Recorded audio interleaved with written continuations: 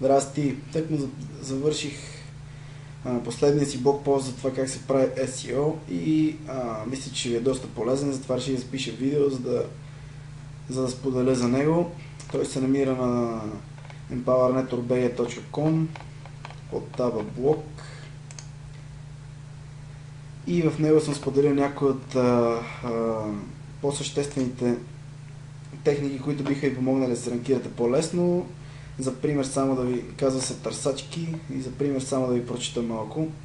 Ако искаш да имаш повече посещения от търсачките, използвай по-дългата форма или разновидни форми на ключовата дума, която избереш. Неразпространението на ключови думи е честа практика на търсачките и ще ви обясня с пример какво имам предвид. Ако избереш ключова дума, която може да завършва по няколко начина, като accountant, търсачките може и да не включат твоя сайт.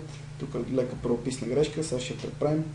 Може и да не включи твоя сайт в резултатите за търсения за акаунтинг или accountants. Затова, както написах по-горе, трябва да използваш по-дългата форма или разновидни форми на ключовата ти дума, за да се ранкира за всички тези варианти. Има други съвети, доста по-полезни дори от този. Така че няма да ви отнеме повече от 20 минути да ги прегледате. Заповядайте и прочетете за това как работят търсачките, както и доста други полезни информационни блог постове. Заповядайте на empowernetwork.bg.com и приятно сърфиране. Това е от мен за сайт. Чао!